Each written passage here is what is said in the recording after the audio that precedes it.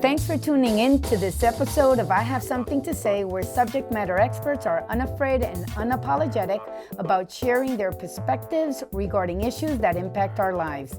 They speak up because basically they give a shit.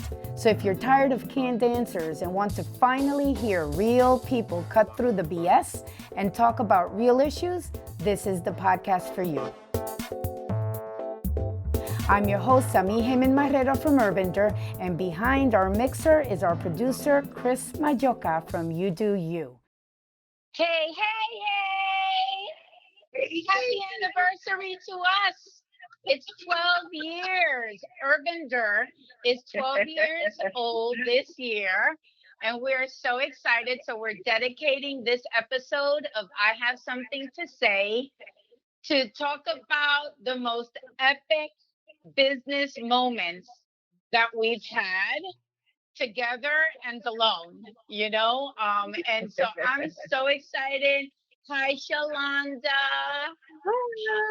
Hi, Lunna. Hey. Hi, brother. How are you, Chris? We're in a celebratory mood. It's 12 years. And even with the pandemic, we're still here and we're stable. Thank the Lord. Everything, we're easy cruising. We're just hoping to continue on this pace so we can land on our 2 feet on the other side, right? And continue to impact our community. And so let's just kick it off and have a little bit of fun with this, because we've been through situations, right? And so epic. What's like an epic anecdote for you, Xaulanda? Let's kick it off with you. When I think back at the time with Urbanders and working with Samí, there's 2 things that come to mind. One is she says yes to everything, which sometimes gets us in a little bit of a pickle, but we figure it out. We're very resourceful. And 2, it's a road trip. We love a road trip. So my favorite memory is when I first started out with Urbanders. I moved to Florida. I think I was here for maybe a couple weeks, Samí. And you're like, I have this USDA project in Miami and it's intense. And I said yes. And now I have to figure it out. And you were like, you want to work with me on it? And I was like, sure, absolutely. Because I was job hunting. It wasn't, I'm in a new space. And we took a road trip to Miami. 4 days, individual interviews, focus groups, meeting with centers and parents and kids. And it was living la vida loca. It was intense. It was really intense. And I remember us driving back from Miami to Orlando, and you're driving, and we're both like, oh my God, we're exhausted. And we're like, but we only have 48 hours to get this reporting. And I was like, and you start freaking out. And now, listen, driving with Samí is always an experience. It is guaranteed you're going to hit a curb. Zaid kept giving her a hard time, her brother who was helping us on the project, because every time we go get something to eat, she hits the curb. And when we go to park, she hits the curb. So we're on the freeway, I-95 coming back, and she's freaking out about this report, and all I could think about is, please, Lord, just don't hit a curb. So like, breathe. It's okay, Samí. It's okay. We got this. So what we did was, you worked on one report, I worked on the other, and then we swapped, right? And we edit. We tend to do that. We've kind of made that one of our best practices. Is somebody would generate a report, and then we swap. Somebody edits it. We talk about it. We give feedback, and it helps to create the best quality product from the team. Which happened in this particular case because the clients were like, we love this report. We're going to use this report as a template for the other cities that they were going to be conducting the research on. So when I think of Urbanders, that's probably my first epic road trip. Yeah, and you forgot that our battery died. Do you remember that? And so we're like, oh, fuck, the car died. And then we're like, okay, so what do we do now? And then We go and then eat. what was that? We go eat. Yeah, we went eat. There was a spot to eat right there, and then it started pouring. So we're like stuck in a car in Miami, 4 hours away. Oh my God, exhausted because we wanted to get back. Anyway, yeah, that was pretty epic. Yeah. Yeah, it was kind of nerve wracking too because the USDA client was coming in from Washington D.C. Yeah. So we were like, yeah, like, oh my God, she's sitting there watching us, you know. And even though she was Caucasian, she did speak Spanish. Remember that? Mm-hmm. So we're like, oh my God, she's checking us, checking us out and making sure that our Spanish language skills are on point. But I have to really give a shout out to Zaid for covering the IT portion because we had used a brand new transcription software with the globe. We came in looking all professional. We had all our tech equipment laid out, and we're like, oh God, please let this work. And Zaid is like, don't worry about it. I got it covered, because we had to transcribe all 4 days of interviews. And that was a lot to do the listen. And so the software was helpful. Zaid was a rock star. He got us what we needed, and it worked out really, really well. But let me tell you, talk about flying at the seat of your pants through some of those situations. But that's how you learn, right? If you don't say yes, then you don't put yourself out there to learn something new. Yeah. And so sometimes I'm like, why did she say yes to this project? Oh my God. Sammy, can you say no? But that's how we learn, and that's how we get into new spaces, and that's how we meet new awesome people. So Yeah. But I've been getting better with saying no, with becoming more selective. yeah, but you get better at saying no, and then I'm getting better at saying yes because no is my default. I think we're still in the same boat, even we're individually getting better at saying yes to everything. That was great. Yeah. That was great. What about you, Luna? What's your epic moment or memory? Well, as Xaulanda was speaking, I was remembering some of our road trips too. I know we always worked remotely, but prior to the pandemic, so that's one of the things that I miss the most when we go on our road trips. And Samí's creativity has no boundaries. So she's usually driving. She usually picked us up, and we went on our road trip. So she starts creating and stuff, and she always gets lost. She takes the wrong and it just starts, fighting with the GPS, and it's very funny. So one of the trips that I really remember, because it like gave me a different perspective in terms of how we work as a team, was when we were driving up for a meeting. We were on one of those road trips, and we were throwing out ideas in terms of what are we going to do for the anniversary. So it was very particular the way that the idea came about what we were going to do, how we were going to do it. Then we finally decided on making an art piece. Mm-hmm. And then it was very, very, great the way that we did it. We went shopping, and we went, to Michael's and got all those stuff, and then we did it as a group. And we spent like 4 days doing that, right? Mm-hmm. Yeah.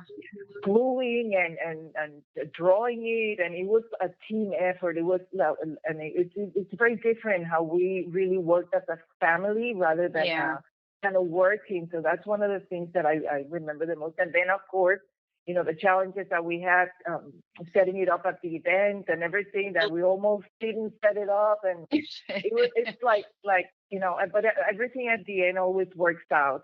Yeah. And the ideas that Samí throws in our way, sometimes they feel a little bit crazy, but we know that we just have to figure out a way of doing it. They're not that crazy because especially the art. What's the artwork? You still have it, right? Yes, I know. Maybe we could take. Chris, I'm gonna send it to you, and if you could feature it, that would be cool, right? Yes, include it into the. Yeah, it came out really nice. Yeah, it came out great, and it was actually a homage to our 10-year anniversary. This was 2 years ago, and actually the business was launched. Urbander was launched in July of 2008 when I lost my job, but we're starting to celebrate it now on September 27th every year, because during our 10th anniversary, the city of Orlando gave us a proclamation of the city naming September 27th as Urbander Day. So we're celebrating it this week, right? And so I remember that, and I'm gonna send it to you, Chris, and you can include it in the video so people can see it. That was even the kids participated. Even right? That's what I was gonna say. Yes, and then the cartoon that you ended up doing it and drawing it yourself. It was like it was. I was in awe of how everything came together. Yeah. It was really, thank you. Yeah, that was a lot of fun. Now, I have to mention a Lunna story. Okay. Remember one of our road trips to the what was supposed to be like a marijuana farm, remember? With the alternative facts, like bogus con artists, freaking client, whatever. Anyway, so we went on. Anyway, it's like this remote area here in Florida that supposedly they were going to build, a farm to grow weed, to do CBD products and all of this stuff. Anyway, whatever. It's like a pitch to nowhere. But anyway, so we go over there, and it's like in the freaking boonies, like in the middle of nowhere. And all of a sudden, we're running, and Luna looks out the window, like a cow right there. I think I have a picture. I'm gonna send you a whole bunch of pictures, Chris. You have to pepper this episode, because you can't make this shit up, right? And we're like in the middle of the nowhere, and Luna's always very well put together, like because she's our superstar. Yeah, she's a superstar in the group, right? And there she is saying hi to the cows. I totally remember about that. Yeah. You forgot about that? Oh my God. Oh, that was so funny. We've had so much fun. We work a lot, but we've had so much fun. I know, yeah. I can't wait for this pandemic. Yeah. And I started remembering all the stories around that particular. Exactly. And then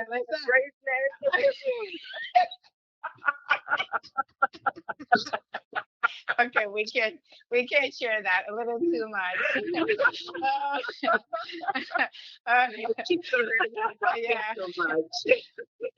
Talking about running around in circles, right? Yeah. Hey, you listen to people, and we're like, okay, yeah, this sounds like great. We're all for it. But, it comes to a point. That's the lesson. Okay, there's a lesson in this. If you get approached by a client or a business prospect or what have you, and nothing really of substance comes out of it after a year, move on. Because it's like maybe even a year is too much, but marijuana and CBD and all of this stuff is kind of new in Florida, so we were giving it a little bit of time, but in the end it didn't work out, But whoever's out there, we know a lot about CBD and THC. Oh yeah. And branding. We gotta talk about growing weed. So, hey, we could be your multicultural partner. We spent the whole year studying this shit. Oh, God. Anyway, okay.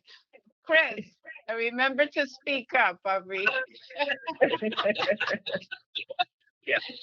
What's your epic Urbander story? Well, I will have to be extra loud here because technology with COVID and everything like that, we are.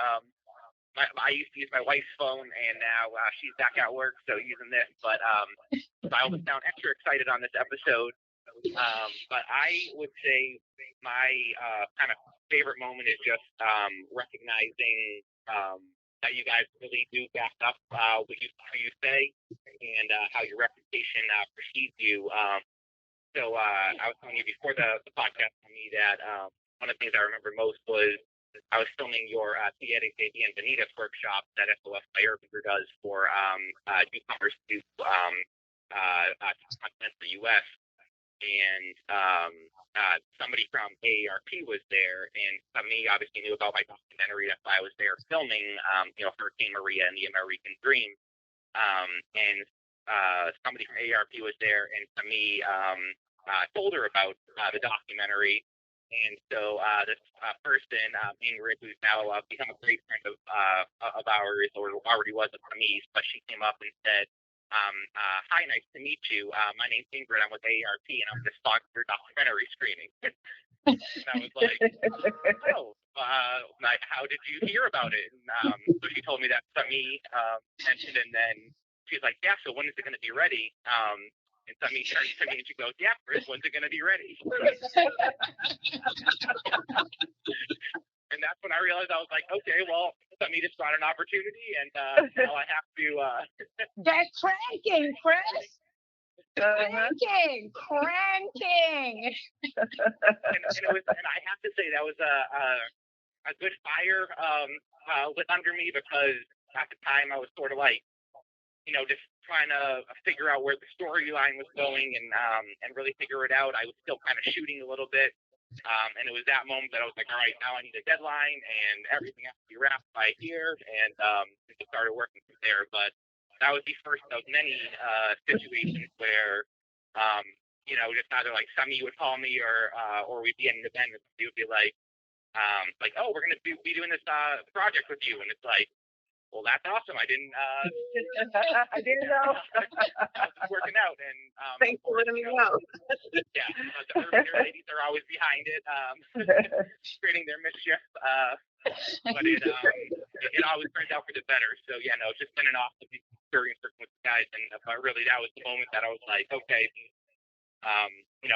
just even mentioning something can make something happen because of who you guys are and what you do. So I'm the newest, collaborator podcast today, but just what I've seen in the last 2 or 3 years, it's just been incredible, and it's no surprise that you guys have gotten to help. So Yeah, thank you. So yeah, you have to see the look on Chris's face when Ingrid, from ARP says, so when is it going to be ready? So we can have the event, like the VIP screening. And I looked at Chris. I said, yeah, Chris, when is it going to be ready? Because we have to do this. We have to do this in 6 weeks, And he was like deer in headlights, like holy crap. And I really no. And then he freaked me out, because like maybe 2 weeks out from the actual event, he sends me he sends me the link to see the movie, the final film. And we watched it, and I was like all emotional. It was freaking awesome. And then he tells me, okay, now I have a confession to make. And I said, what? Tell me what it was. You know what I'm talking about, right? That you started from scratch. So I had started an edit, was working on an edit, since the conversation with ARP, and yeah, about 2 weeks before the edit was officially due to AARP, I scrapped the whole thing and started over again just because I realized it just wasn't working out as a storyline. I was coming from my mind and how I thought it should go, as opposed to just letting the storyteller tell my family, the BS family that I followed. And so I really had to scrap the whole thing, and I knew that if I told Samí that at the forefront, she would kill me. So until I had to show her, and it was like, here's the backstory behind how that got you. Yeah, I was like, you did what? So people, you don't understand. He had 2 years worth of footage, which he did a full documentary film, scratched it completely, and started from nada, from zero, 2 weeks out from the actual event. I thank you for not telling me, because I think I would have had a heart attack right there. Like seriously, You don't know how nerve-wracking it was for me those 2 weeks. I was like, oh, now I have to get it done. Yeah, totally. So anyway, and it came out great. You always come through, and and so now you know that we obviously, any meeting we go to, we include you in the mix, because you're already part of the family. So because we've done many, since we've done many things after that as well. It's just been such a joy to work with you, Chris. Really. Likewise. Yeah. We have so much fun. It's just so much fun. And as a token gringo of the group. Yes. We meet the diversity quota by having Chris. I want you to add this other tidbit real quick. It was funny. We went to Homestead, Florida, to do one of these episodes of the podcast. It was our very first special video episode. Yeah. Went to Homestead, Florida, which is where one of the largest child detainment centers were for the whole situation with immigrants and being held captive and things like that. And we were down there, and we were getting followed by Homeland Security. And somebody's like, Chris, if they ask, just we need to talking and say, yeah. I'm like, we're like, all these Latinos in the car, we're like, we're with the white dude.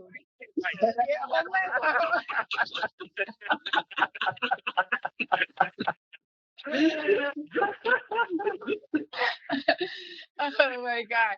Well, you know what? The thing is, we're all about being inclusive.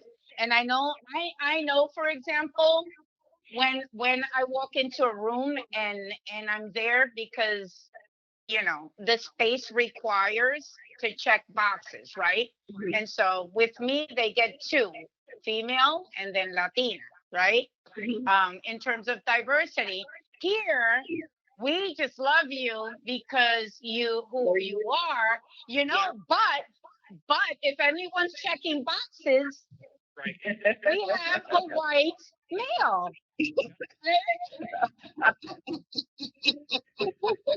Which happens to be awesome. Yes, exactly. Yeah. I think who's in touch with his feminine side. Yes. And is a loving millennial. And all of that, all that smack they talk about, it's all lies too. Yeah. So much fun. Well, I figured I'd share how we kicked this whole thing off. How, I really have to say, after 12 years, and I feel like we're thriving, that I have to thank my good friend, and she's gonna kill me for this. My good friend Lara Walks. She still works in media, but back then she was working at Meredith Publications. And when I lost my job in 2008 and started Urbander because I couldn't find work, and this was during the last recession, I was calling everybody I knew, from New York to LA, Detroit to Miami. It was insane. And Lara is one of my best friends from New York. We used to have a crew. Remember the series, the HBO series Sex and the City? So it was four of us: myself, Roxana, Lara, and Michelle. And so then Lara calls me after like 2.5 months. I was almost done with collecting unemployment. I was freaking out because my son Pedro back then was 9 months old. So it was diapers and formula. It was horrendous. A lot of expenses. And here we are, close to receiving our very last unemployment check, and I still hadn't landed a client. Okay. And I was like really about to lose my mind. And I remember 2 days before Lara called me, I just freaking lost it. I had a nervous breakdown. I was on my knees and I'm like, Lord, just throw me a freaking bone. Like I just need something. I just open a door because I'm about to lose my shit, right? And so Lara calls me 2 days later. This was like in October. And she'd been planning for the last year with one of the girls, with Roxana. They were both still single, a safari, a 2-week safari in Africa. So she was getting ready to leave to Africa, like in a few days. So she calls me. And so I'm thinking she's telling me about, Ro and her packing and whatever. And Roxana, my other friend, because they had all these plans. So she calls me up. She's like, dude, I have an emergency. And I said, what happened? And she's like, my marketing manager just quit, and I am leaving for 2 weeks to another freaking continent. What am I gonna do? It's like, it's the middle of planning season. I have all these RFPs. She was gonna take care of it. Now I have nobody to support me because I have other people, but they're not as experienced. Are you still in business or did you find a job? And I said, no, man, I'm still hustling, And she's like, great. Could you help me, Samí? Please. I need your help. You were in media for so many years. I trust you. We worked together. That's how we met. We met years before at People in Español. And so she's like, please, could you please handle all of our portfolio, and the RFPs as they come in while I'm out for 2 weeks? And I said, of course, Lara, I do anything for you, but under one condition, right? And we're on the phone. And she says, what? And I said, if you get me a 3-month contract. And I heard silence. And the next thing she says to me is, you bitch, I'll call you right back. So I hang up the phone and I waited for her to call me back. And I waited and I waited and I waited. And she calls me back like 10, 15 minutes later. And she's like, there, I have $13,000 left in my marketing budget for the year. It's all yours, damn it. Just do this for me, please. And I'm like, yes, okay. She's like, and then we'll talk in January when I get new budgets and, and we'll continue the work together. And I said, okay, thank you. Love you. And then we scheduled the very next day, like a full morning brainstorming and just, how do you say, status report from her to me and emailing all of the files and everything so I can cover for her. And that was our first client, Meredith Corporation up in New York City. And they were a client of ours until she left, for like maybe for the first 4 or 5 years of Urban. Of course, new people, bring new agencies, and that's fine. We already by then, we're great. We were doing great. So anyway, thank you, Lara. Love you, Mama. And and I know you won't mind me sharing that story, but that's legit exactly how it went down. So anyway, that's how it's been. It's all been, it's not really happenstance, it's just, I had a boss once, Betty Rockmore, and she used to she told me once, there's no such thing as luck, you know. Luck is really when preparedness meets opportunity. You just have to grow every day, learn every day, say yes to things, and opportunities, find the right people, that surround you. Just know that you don't know everything, and that you need to surround yourself with good people that, uh, you could work together to make things happen and make everybody look good, especially your clients, or the people that are helping sustain all of our families, And so while you remain mindful and grateful for that, it's all good. It's all good. So I don't know. Anything else you'd like to add as we celebrate this 12th year in business, guys? I'll add one thing, just and I think this is just a testament to again what you guys are able to do, but the fact that even with COVID, and just the adaptability that after 12 years, you might think that a business is like so set in their ways already that they can't, maneuver to fit the needs like COVID. But I mean, doing these virtual podcasts now, we used to do these in person. Had to figure out the video aspect to make it more engaging. But the current situation and just everything that we're doing is being transformed. I know everybody is, in this boat, but to know that you guys are still able to do this after 12 years and are only, learning more skills and stuff to be able to be better prepared for wherever we're going to be in a year from now or 2 years from now, and you're still able to deliver for your clients in so many impactful ways. It's just inspiring to see it has been around for 12 years to be able to just, on a dime. And I know that comes from really the collaboration of all of you guys. Samí, your creativity, Xaulanda, you keeping her in check, being the mediator. Scott creating the graphics and not causing too much trouble. Yeah. I have to, yeah. Thank you for saying that. Yeah. Scott, I really also have to recognize Scott, my husband. Number one, he does exist. He's part of the team too. Yeah, he brings comic relief when we're like tense, whatever, that you can count on him.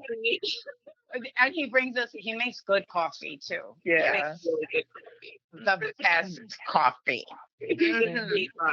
Yes, and he's such an amazing creative director and just a solid guy, a fantastic dad, an amazing partner, and hand model. And hand model. Oh my God, that's a good one. That's a good one. Dr. Scott, yes, You have to share that. Okay, backstory. Before we close, I should text him to see if he can come on the call. Yeah, text him so he can come in while I'm talking about him. Okay, tell him to pop in. So check this out. Scott always puts us out of a pickle when we need a doctor. So we work a lot in the healthcare space. And every time we need to do a video where there's a doctor involved, we just put a lab coat on him and we're ready to go. Because he could play the gringo, doctor, like nobody's business, right?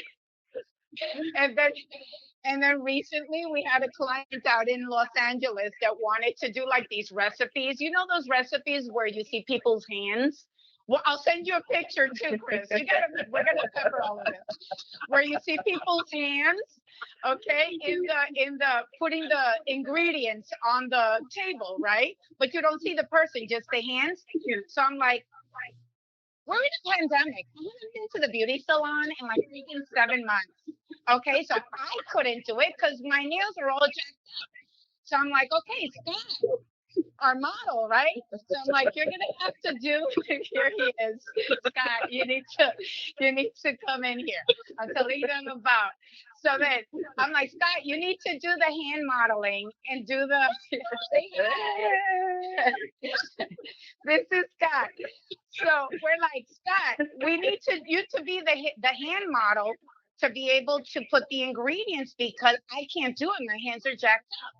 So he's like, okay, fine. So when he puts the hands under the camera, he is so freaking hairy.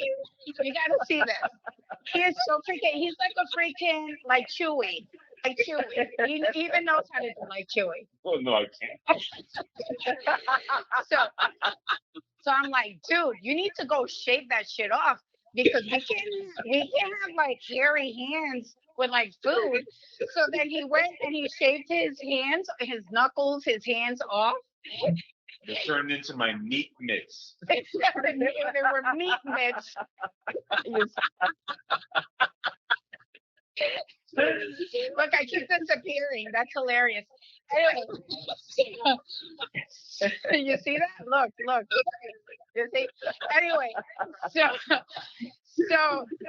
we had to shave all his hair off his hands, and then you could see the lines from his. So he had to do everything with long sleeves because you could see like the rug that started on his forearm. Oh my God, it was bad, right? Yes, absolutely. It was a very traumatic experience, especially when I had to shave my hand for 2 more sessions. Now you're our official hand model. Yes. Yes. And our official doctor. Yes.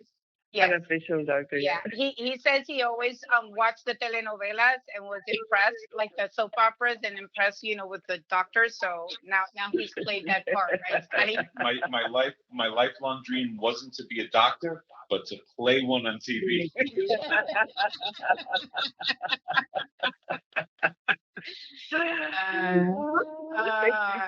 This was an epic way to end this podcast.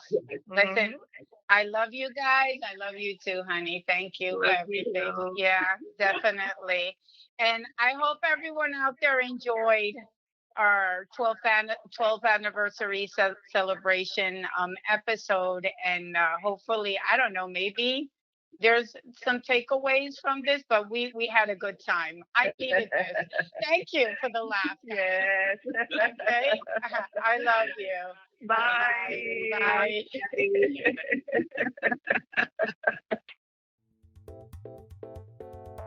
This concludes this episode of I Have Something to Say. We want to thank you for tuning in.